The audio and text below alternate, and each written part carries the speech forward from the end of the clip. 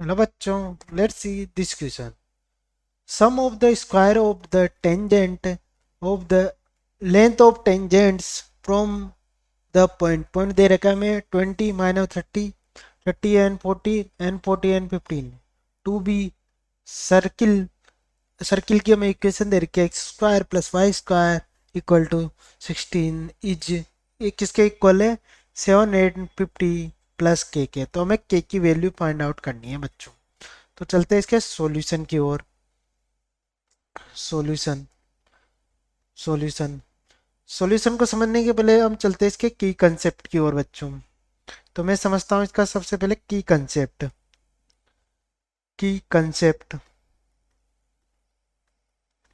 Concept. बच्चों हम जानते हैं कि जनरल इक्वेशन ऑफ सर्कल क्या होती है. X square Y square plus 2g x plus 2fy plus C equal to 0. ये मैंने जनरल इक्वेशन ऑफ सर्कल लिख दी. अब मैं क्या करता हूँ, लेट मतलब पी कोई पॉइंट है पी एच को जिसके कोऑर्डिनेट एच को मार्क किया, जहाँ से अगर मैं टेंजेंट ऑफ लेंथ निकालूं तो लेंथ ऑफ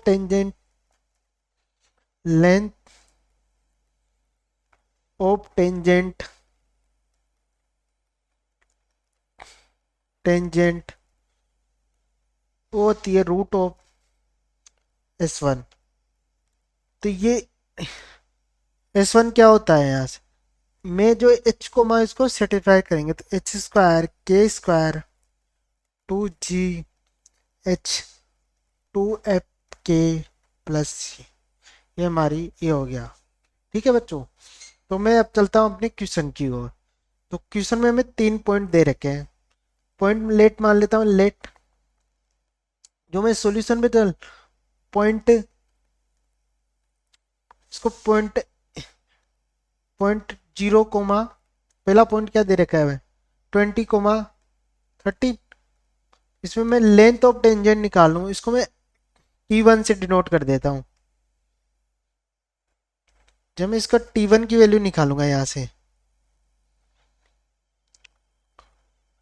इसको T1 मान लेता हूँ बच्चों में. तो जब T1 की वैल्यू निकालूंगा तो ये हो जाएगी root of 20 square minus 30 square minus 16. ठीक है. और अगर मैं सेकंड पॉइंट मुझे दे रखा है 30 एंड 14, इसमें मैं अगर टेंजेंट की इक्वेशन लेंथ ऑफ टेंजेंट निकालो तो इसको मैं T2 से डिनोट करता हूँ. इसकी वैल्यू आ जाएगी मेरे पास T स्क्वायर 40 स्क्वायर माइनस 16. ऐसे पॉइंट.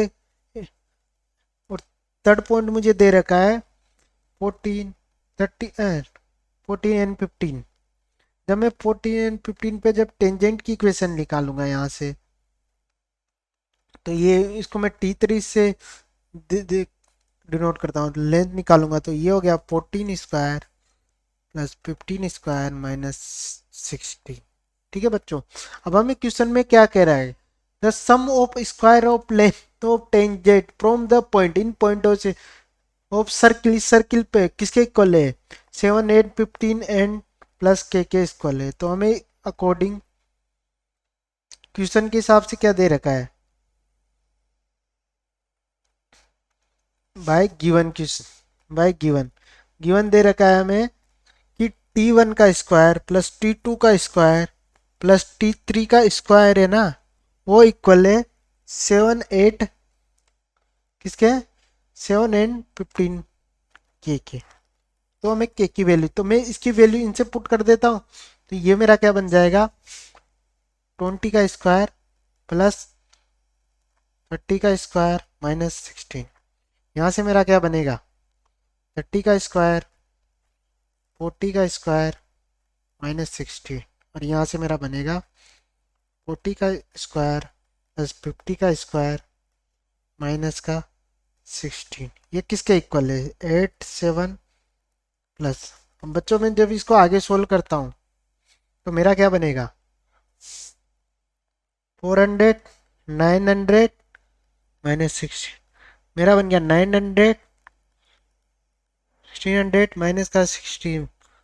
ये मेरा बन गया 1600 300 माइनस 8. ये क्या है 7 8 किसके इक्वल है, 7 8 15 के इक्वल है प्लस के। ठीक है बच्चों, जब मैं इसको आगे सोल्व करता हूँ, इन सबको ऐड करूंगा तो ये बनेगा तेरे 7 9 माइनस का 8 किसके इक्वल आ गया, 7 8 50 प्लस के। जब मैं इसको सोल्व जब इसको इसमें से सबसे एक करूंगा तो ये मेरी वैल्यू कितनी आ जाएगी, ये मेरी वैल्यू आ जाएगी यहाँ से, ये कितनी आएगी 7827 बराबर 7850 के। जब मैं इसको आगे सोल्व करता हूँ तो के की वैल्यू मेरे पास आएगी 782 माइनस 7850। जब मैं इसको सोल्व करता हूँ तो के की वैल्यू आ गई मेरे पास -8। तो बच्चों में के की वैल्यू फाइंड आउट करनी चाहिए, के की वैल्यू आ गई तो ये हमारा आंसर हो गया। तो यहाँ से के की वैल्यू मेरे पास आ गई 8 माइनस का 8। I hope you understood very well, best of luck.